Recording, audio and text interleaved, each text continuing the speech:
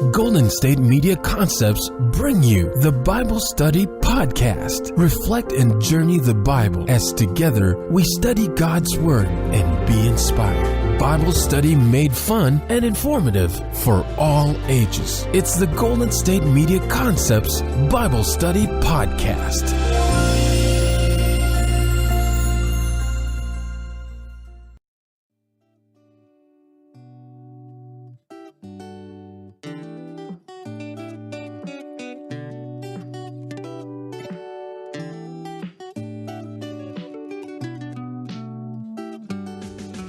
Good afternoon and welcome to the Golden State Media Concepts Bible Study Podcast. I am your host, Sarah, and I am so excited for today's episode because I am trying something new. So, as you know, we normally talk about the Bible texts that are assigned for each week, and we're going to continue doing that.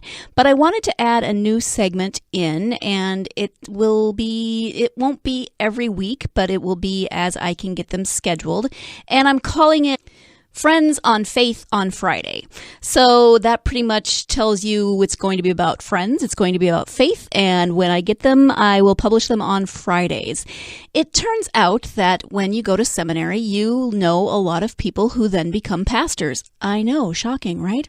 So I have all these amazing friends who are pastors, and I would love to have you get to know them as well. And I would love for you to have a different voice on this podcast other than just my own, because they all have their own experiences. They all have their own understanding of faith, their own experience of faith, and they are all over the country. So we get perspectives from people who live in other parts of the country. So I started talking to a friend of mine, Katie. I mentioned her a couple weeks ago. She was here visiting from Washington, D.C., and we had dinner with our other friend, Katie. And we were talking about this, and she said, "That's a great idea. I'd love to do that." And so I said, "Perfect. Do you want to be my first guest?" And so this week we found time for her to call in. We unfortunately couldn't do it while she was here. We didn't have the time, but she called in this week and we had a lovely chat about faith and her life and her experiences in faith. So the interview is with my friend, Vicar Katie Osweiler, and she is currently serving an internship in the Washington, D.C. area. I met Katie when we were both in seminary together at Pacific Lutheran Theological Seminary, and she is the most adventurous person I think that I know. She is one of those people that embodies that idea. In improv comedy, you always say, whatever your partner gives you, you always say yes and. You always take what they give you and you run with it. And Katie really embodies that. She just looks at life and says yes and. What happens next? Her husband is in the military, so since I have known her, she has lived in Berkeley, she has lived in New Mexico, Boston, England, Niger, and Washington, D.C. I think that's it. I'm probably missing a few. And their next assignment is in Belgium. So she's lived a very interesting life. She has really great perspectives on faith. She is one of the most giving people I know. She's always willing to jump in and help out where it's needed. She's always willing to try new experiences. She's funny. She's awesome. I can't say enough good things about her. She asks questions, which we talk about a little bit in the interview, you'll hear. But it reminded me of a story in seminary. And I don't remember how far into seminary we were, where this was, but I just remember we had a guest speaker that day. And he was really quite arrogant in the way that he presented his topic, and we were all getting a little bit frustrated with him. So he asked a question that he was obviously expecting a very specific answer to. And people around the room kept giving their answers, and he kept saying, no, no, no, just really short and very sort of condescending about the way he was doing this. And finally, Katie said, "You clearly have a specific answer in mind, and none of us are giving it, so why don't you just tell us?" And he got really angry with her. But I was sitting there thinking, I love this woman. She just said exactly what I was thinking, but was a little bit too afraid to. And she actually wasn't rude about it. She wasn't snarky about it. She just said what a lot of us were probably thinking, because we were, at this point, extremely frustrated with the way the conversation was going. And so if I didn't love her before that point, and I don't know how I couldn't have, I definitely loved her after that. She was one of my great friends in seminary, and our last semester we actually lived underneath each other in the dorm. She was on the second floor and I was on the first floor, and we got to spend time together, and just she is a wonderful human being, and I'm so glad she's the first guest for this new segment, Friends on Faith on Friday. So without further ado, I am going to turn it over to our interview. This is my interview with Vicar Katie Osweiler. Hi, Katie. Thank you so much for agreeing to be on the podcast. How are you? I'm doing fine, thanks. Great. So this is a new segment, as I mentioned in the part before your interview, that it's a new segment that we're trying on the podcast, just talking to, it turns out that I know a million people who are pastors, and so talking to my friends who are pastors about their life of faith and just getting to hear another voice that's not mine on the podcast. So you and I know each other from seminary. We went to Pacific Lutheran Theological Seminary together. But tell us a little bit more about you. What would you like people to know about you as a person? Oh, wow, me as a person. It's so deep. Well, I kind of feel like I am, I don't like to use the word normal. I have a friend who says normal's just a setting on your dryer. So, but, I kind of feel like I had an upbringing that, I went to church when I was a kid.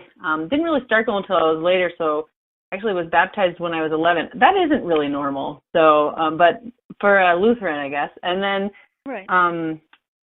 But when I was a kid, I went to church camp a lot. And that's when I really just loved God and felt that love. And not necessarily in a church setting, but in this like outdoors.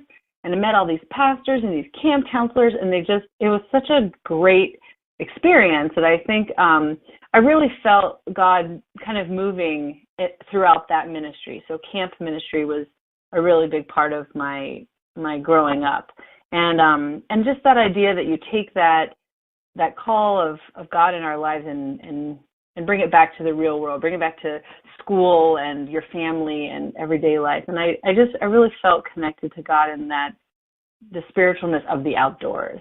So I guess that was a big part of me as a person. And kind of growing up, I wanted to be a pastor when I grew up, but, all the women pastors I knew were old ladies who had gone to seminary after their kids grew up. So I thought, oh, well, that's what I'm going to do. And then, but I had a friend that encouraged me to go to a seminary day with her at a local university after I graduated from my own university.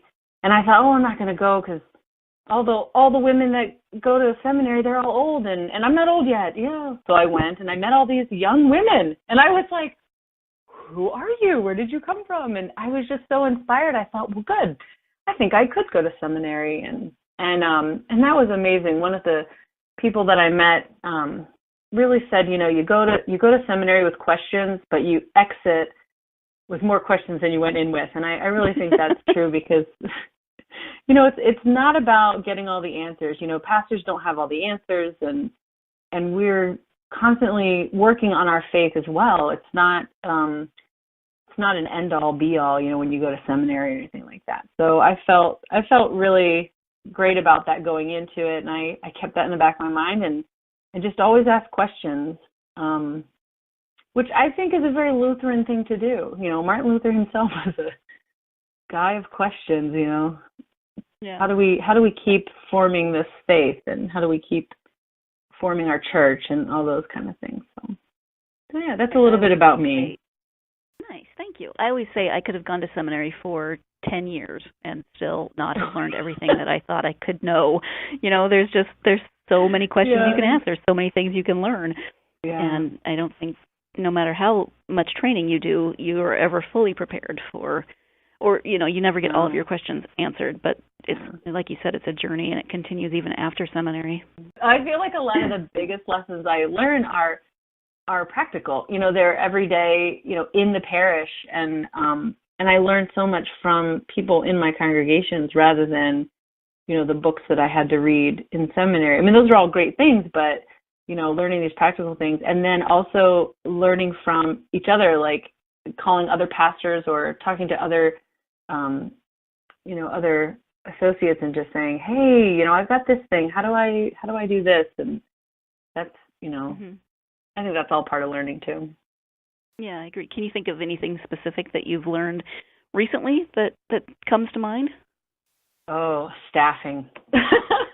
Oh, wow. I mean, they don't teach you about staffing in seminary, No. That's something that you learn kind of in the parish, and that's also part of, I think, God's mission as well. The mission in the world of the church is, getting a staff together that works well, and people know what their job is, and there's boundaries and all those kind of things, and that's definitely, I know it's not the big faith exploration, but it's important. I think it's also important to the work that we do in our world and in our communities. So, yeah. It is, because, one of the things that I talk about a lot is, we all have to do God's work where we're at, and we have all been given different gifts and abilities to do that work, and so together we form a collective that can do God's work in the world, and I think staff is kind of a microcosm of that. You want staff that all have different abilities and different skill sets, and if you're all exactly the same, then it's not going to work as well. But then that leads to... I am a raging extrovert, and I really work well with introverts, so I know that about myself. So I know the next place I go. I know. It is. Most of my friends are introverts because you listen to me talk. And we love it, yes. As much as I hate to interrupt this fabulous conversation because I'm having so much fun, we do need to take our first quick break of the podcast, so stay tuned, and when we come back, we'll have more with my interview with Vicar Katie Osweiler. Stay tuned. Still on the search of that one true love? On the limbo in this crazy world of dating, marriage, relationships? Well, listen to the Golden State Media Concepts Relationship Podcast, your one-stop podcast for everything about relationships.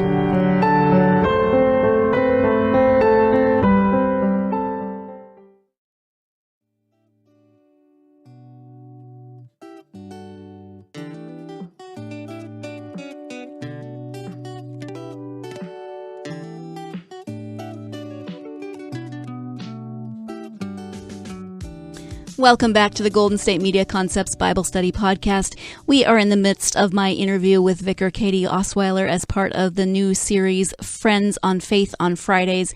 And we are speaking with Katie about her life and her faith and everything that is important to her in that life of faith. So let's get back to it. Speaking of all of these things, talk a little bit about what you're doing now, because you have a fun title. Currently, you are a vicar, which means different things to different people. Yes.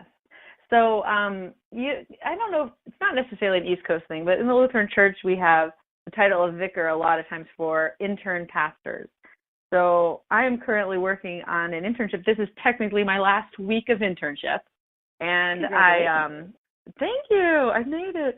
But this is what I call internship 2.0. So I went through the candidacy process about 10 years ago. And long story short, my husband's in the military, so we move all the time. So I haven't been able to finish the process. Now I'm doing it again. And luckily, I got assigned to an awesome church where I live in Washington, D.C. And it's been a really great experience because I've been away from pastoral ministry for so long that I thought, I'd really like to get back into the swing of things. I feel like my faith hasn't, waned or anything, but it's the rhythm of it all and getting back into the pulpit and into teaching and really being able to support other people's faith journey and helping them work through that.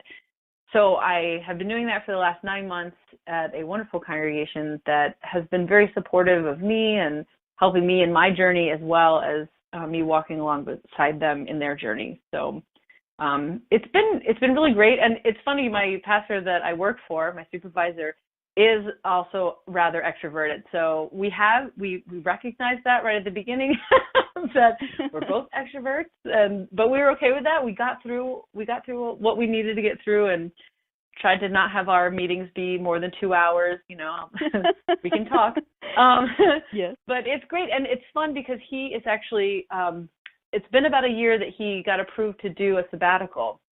And even before I started the internship, I was attending this church. It just so happened I got assigned there, and he asked me to stay on during the summer to be what I'm being called the pastoral associate. I'll still be called vicar, but my title will change technically, and I will be the pastor in charge of the congregation while he's gone for 3 months. And we've lined up all these great preachers and people to come in to preside over communion, since I'm not able to do that yet, since I'm not ordained. And we have a few pastors in our congregation that are retired, and they will also preside when I will be preaching. And it's going to be a really great summer. I mean, we'll miss him very much, but we really have a lot of good things lined up. And I'm kind of excited to be in this role, because when you are a student, you never really get to be by yourself. And so this is the first time that I will be the pastor, and I'll be the person that people call and, first, and need help, they'll call me. So I think I'm ready for that. I know I'm ready for that, but obviously there will be things that you can never prepare for. We actually just had a death in our congregation of a young-ish mother. Her children are in junior high and high school, so I would not say she was old, but she was very sudden, and it was just a very sad thing. And, it's one of those things where our pastor's still around, and I'm kind of glad that he's there, not because I don't think I could handle it on my own, but because these people have just been such great long-time members that it makes me happy that he's still around for that. And I just think, I really hope, he can, not miss some of these big things that happen in our church, not just deaths, but, because this is his congregation as well. And he does need a sabbatical, that is a great thing, but, there's those things to balance. It's a balance. Yes. So you're in your last week of internship, which is awesome, but then you're moving into this new role, but same congregation. Can you choose just maybe one thing that you that's, I don't want to say favorite, but we'll go ahead and say favorite. What's your favorite thing about working at this congregation? Well, it's kind of my favorite and the most draining. We are 2 blocks away from our nation's Capitol building, 1 block away from the Supreme Court, and we are in the middle of everything, which is really exciting, but it's also exhausting. Like, for example, when the election happened in November, my pastor and I, the next day, kind of came to work, and we looked at each other, and I said, this congregation has a history of opening its doors for Inauguration Day for people who need to use the restroom, and we provide coffee and all that stuff. And I looked at him and I said, we're still doing that, right? And he said, yes, we are still doing that, because we open our doors for everybody.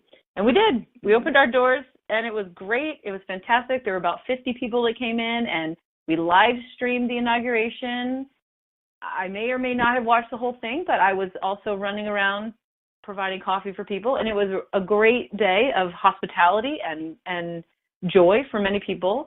And then we also decided to open our doors the next day for the Women's March, and we had quite a few thousand come in and use our facilities. Wow. And it was also amazing. There were so many people. They were so positive, and it was just this great feeling of camaraderie. And I mean, yeah, there were some people who had signs that were, a little political and all that stuff, but overall it was lovely. It was absolutely lovely. And people would walk in and they'd say, thank you for opening your doors, because all the porta-johns on the mall were closed. And so they came to us, and it was, this look of desperation of thank you. And it was of course we're going to do this, So we open our doors to so many different people. And I love that about us. I love that about that congregation. They just don't, most of the people that come in, yes, they're fairly fall in the line of what the ELCA kind of social statements are. And if they're outside the social statements, then we might not allow them to use our building. But we've had everybody on the political spectrum come in. And it's been great. It's been great to be a congregation of hospitality. And our congregation is totally for it. Like, the people, they also like it. And we have quite a few people who don't necessarily think the same thing in our congregation. They're not, we have Republicans and Democrats and all different types. So it's, we all get along. That's great. Well, sometimes I love it makes that me story. laugh, but it's just. I love that story because it shows that doing God's work doesn't have to be this huge, overwhelming thing. It can be, doing God's work can mean providing places for people to go to the bathroom. I know, yes. And get something, get something warm to drink. Yeah. You just have to start where you are with the opportunities that are around you. Yeah. So you mentioned camp. Which camp did you go to as a kid? Was it one or more? It was more. It was in Ohio. We have a camp system. There's quite a few different ones. I grew up going to two of them mainly. We had Camp Luther, which was on Lake Erie, and that was a family camp, so your whole family goes all week long. I still go to that camp. I'm going this summer. And then I went to Camp Moana, which was just for kids, which was also super fun to be away from your parents and you're with your cool counselors. And it was just that was definitely a joy. Like I am so excited to go to Camp Luther this summer. I can't wait. I still get tingles when I, turn into the camp property and it's like, oh, we're almost there. I just adore it. I absolutely adore it. It's so fun. Oh goodness. Were you ever a camp counselor? I was. Oh my goodness. I had so much. I worked at Camp Luther 2 different summers. The first summer I worked in the kitchen, and then 7 years later, I was actually a camp counselor. I was in seminary when that happened. And I just wanted a job for the summer and worked at Camp Luther. It was fantastic. But, I've also actually worked at other camps around the country, too. When I was in high school, I worked at a camp in New York called Koinonia, and that was really fun. That was the first time I'd been to a different camp outside of Ohio, and I had such a joyful time there, meeting new people, singing new songs. I went to another camp in Idaho for a summer. I worked out in Idaho, and that was in the middle of nowhere, which was super fun because it was small servant groups that came in. We were connected to a larger camp, but we were like a satellite camp. So there were only like 4 of us on staff in the middle of nowhere, and we just had a blast. So that was the first time I really spent time out west. I even learned how to fly fish. That was pretty awesome. Nice. And then when I did my internship 1.0, I was in the Seattle area, so I got to visit, Luther Wood up in Bellingham, and in seminary went down to Mount Cross down in Santa Cruz. So I love just kind of going to all these different places and seeing how everybody kind of lives out this outdoor ministry in different ways. And it's just such a joy to know that people, kids, adults can kind of go all over the country, anywhere, and you can be from any state and go to any camp. So it's really a lot of fun. Oh, camp stories. Makes me think of my time as a counselor and as a camper. So we do have to take our second break of the podcast. I hate to keep interrupting, but just one more break, and then when we come back, we'll be concluding my interview with Vicar Katie Osweiler, so stay tuned. Tired of searching the vast jungle of podcasts? Now listen close and hear this out. There's a podcast network that covers just about everything that you've been searching. Hey! The Golden State Media Concepts Podcast Network is here. Nothing less than a podcast bliss with endless hours of podcast coverage. From news, sports, music, fashion, cooking, entertainment, fantasy, football, and so much more. So stop lurking around and go straight out to the Golden State Media Concepts Podcast Network. Guaranteed to fill that podcast itch. Whatever it may be. Visit us at www.gsmcpodcast.com. Follow us on Facebook and Twitter, and download us on iTunes, SoundCloud, and Google Play.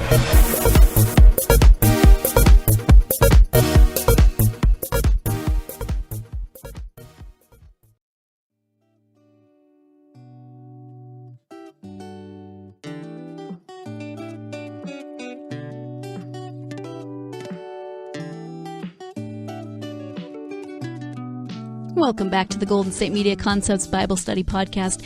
Before the break, I was talking with Vicar Katie Osweiler about her experiences as a camper and a camp counselor. And now in this last segment of the podcast, we turn to a bit more serious topics of where she has doubts in her faith, where she finds hope in her faith, those types of things. So let's get back to that interview.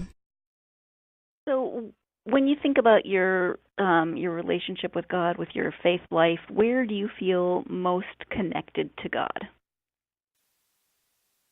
I feel most connected to God when I am in kind of a service mode.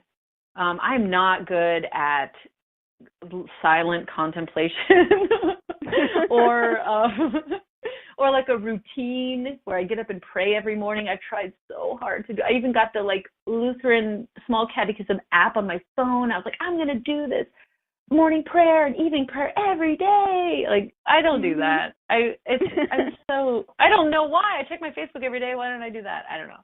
But I feel like the closest I am to God is when I'm serving other people. And that's really where I feel it the most, whether it's in the pastor sense or a camp counselor or just helping somebody random that I know. A few months ago, a friend of mine works at a place called Miriam's Kitchen in D.C., and she asked people to send out this post on Facebook they were looking for barbers to cut people's hair at this drop-in shelter. Miriam's Kitchen is a drop-in homeless shelter. And I thought, well, I cut my husband's hair. He might not have a lot of it, but I've been using clippers for the last 10 years. So I let her, I said, well, do you need any help? And she said they did need someone on Friday. So I cut people's hair on Friday. I don't know what I'm doing. But it's it's just one of these things that nobody knows I'm religious. Nobody knows. I mean, sometimes the guys ask oh, what do you do? Or where's your barber shop? And I was like, I'm not really a barber. But luckily, I'm getting good. There are a few people who kind of help me out and tell me, oh, this is, because a lot of the people that come in, they don't bathe regularly. And so a lot of times I have to tell people make sure that you shower every so often. And sometimes people will talk to me about different things that, I just listen. I just listen to what they're saying and let them talk. And it's nice to know that there's something that we can do, anything, something small like that. To me, it's, it's like an hour and a half or 2 hours every Friday. And, but really a lot of those guys are this is so great. I'm so thankful. I had one lady come in and she's like, can you cut women's hair? I was like, I got a pair of scissors. So I cut her hair and she's like, nobody's touched me since 1974. And I was like, oh, wow. Okay. Well, it was just one of those things oh, all right, well, let's do this. So, yeah. But those are ways that they're not in the church, they're not in a building. I think it's where a lot of my faith is developed is in those everyday moments. Mhm. Yeah. Where are the times that you feel, or when are the times that you feel doubt in your faith life? The first thing that popped in my head is just when crappy things happen. Usually when it's world things, when I look at things that are going on in Syria really, it doesn't even have to be Syria. It can be our own backyard. Human trafficking is something that happens in the United States. Children are abused in the United States. It's not like this has to happen far away, but, the grander scale things that happen, genocides and, all these other kind of things. I just think, oh my goodness, how does God even exist? Because seriously, what is wrong with you? But there's this lady that volunteers in our church office, and she's rather old, but I love her to death, and I don't know how old she is, but that's not the point. The point is, the other day she was telling me that her niece was having lots of doubts about God. And her niece was like, well, all these bad things happen, and I just don't believe that God exists because these bad things happen. And she said that she told her niece, well, of course bad things happen here on earth. If bad things didn't happen here on earth, then we would be in heaven. I thought about that, and I was like, yeah, I guess if everything was fine, it would not be earth. we would be in heaven. So I kind of thought about that, and I thought, well, that's, yeah, okay, I can get on board with that. But I just, I don't know exactly if I believe everything in the sense of, like angels working in our lives, or is there really a devil that walks around and messes with us? And, people talk about evil powers. And I mean, even Martin Luther talked about evil powers and all this other stuff. But like Martin Luther thought the earth was the center of the universe. Like, so, now I know the sun is at the center of our solar system. So it's like, we have intelligence. So I don't know if that helps me with my belief, or I feel like I'm just going to get all the answers at the end, and I don't need to worry about the details. I mean, there's very few things that really matter. And I think that things that really matter is basically, Jesus's command of, love God, love your neighbor, and love yourself. And in nowhere in there does it say, and angels exist and the devil exists. And so whether I believe those things exist or not, I just need to stick to those things of loving God, loving neighbor, and loving myself. And if I can do those things, then those other little parts, they'll sort themselves out. Just the fringes. Yeah. So where do you find hope then? So many places. Like I pause because it's just so many places. Mm-hmm. I mean, there's so many good things that happen in this world, and even in war-torn countries, and in sadness and in tragedy, there's so much hope for humanity and for people to do the right thing, and that it's hard to not see that and have that bit of hope happen. Hope is kindness. Hope is people being kind. Hope is people reaching out and helping a neighbor that perhaps they used to think was lazy, and now they've come to get to know them, and they know that they're struggling with something that is very difficult to overcome. Hope is that change that we have from maybe looking inside ourselves and then finally looking outward to the other. I think that's where we can see hope, is in change. And some people do that because they have a belief system that tells them to do that, and other people, may just find that they are tired of being selfish, and they need to look outward. So lots of people can do it. Do you have a favorite Bible passage, Bible verse, anything that you go to?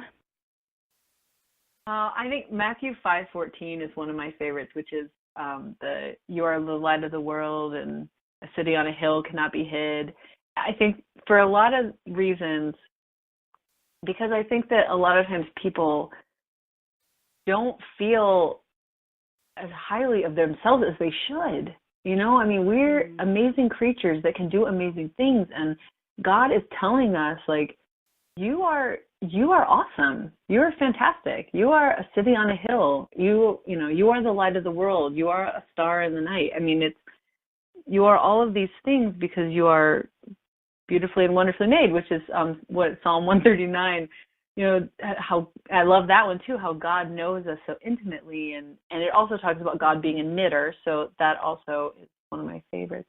God knitting us together in our mother's wombs. And knowing that so personally, that God then says, you are the light of the world. You're the one that's going to bring the message. You're the one that's going to bring the hope. And don't look down on yourself. You are important. You're special. Everyone's special. But I just think that there's so many people, and we talked about seminary earlier, and I think that sometimes people see pastors and religious leaders as these like gurus, or these people that just know everything, and your faith must be so amazing. But my faith is no more amazing than anybody else's faith. I'm not any more special because I preach a sermon or I read the Bible. And I think that was something that Martin Luther was, trying to tell everybody is like, hey, let's put our faith back into our hands and let's learn about all these things instead of having somebody tell us, what to believe and how to believe it and what to do. And we still have a long way to go with that. Well, I know that you have kiddos to pick up from school. Oh, yeah, so anything, no, that's true. Oh, right, kids at school. Anything you want to, wrap things up with? You got any? Like a camp song or no? If you were a camp song, Katie, what would you be? Oh my gosh. That might be the toughest question, is if I were a camp song, what would I be? Wow. Yeah, I wasn't prepared for that. That would be. Well, it just popped into my head when you said it, so. Drop Kick Me Jesus? That's a good one. Do you know that one? I don't know that one. Drop Kick Me Jesus? Oh, one of these days, Google Drop Kick Me Jesus. Okay. It's hilarious. But no, I think, faith is a personal thing, but it's also something we share. And I think that we just did this we built this loom at our church and we put it outside, and I cut up all these acolyte robes and had people, write their prayers on these pieces of paper or pieces of cloth and wove them into this loom. And I didn't quite know what it was going to be when it started. And I loved it at the end. It became this tapestry of all these different people. We had it outside, so we had people, we're right by the Capitol building, we're right in the middle of things, so people are walking by all the time. And then we had somebody weave their prayer in and then post it on Facebook, and they were maybe like one person removed from our head pastor, so that person tagged him in it. And she had written this thing, the lady that did the original post had written how she's not part of a religious community, but that somebody told her to be part of a religious community is a bold act of faith. And how this is a step for her into that boldness. And so she wove her prayer in, and then she said, I never knew Lutherans were this cool. I thought, well, yeah, of course we are. But I thought, and then at the end we had this huge, tapestry of people's prayers woven together. And I just thought, we can't do this by ourselves. We have to do this together. There's nowhere that God says you're on it by yourself. You have to go it alone. And I loved that image of having everybody come together, and we're all woven together in this beautiful tapestry. Yeah, that's really beautiful. Well, thank you for sharing your faith stories, your faith life with us. I really appreciate it, and I know my listeners will appreciate it as well. Good luck with everything going forward. You've got a big summer ahead, so have fun with that. Yay! Thanks. And then, thank you for being on the podcast. I really appreciate it. You're welcome. You are a blessing to me, Sarah, so I will do anything for you. Well, I'll think about that. I'll see what I can come up with. You are a blessing to me also, and enjoy the time you have with your family in Ohio, and then enjoy going back to the D.C. area and all the stuff that you have going forward. Thanks.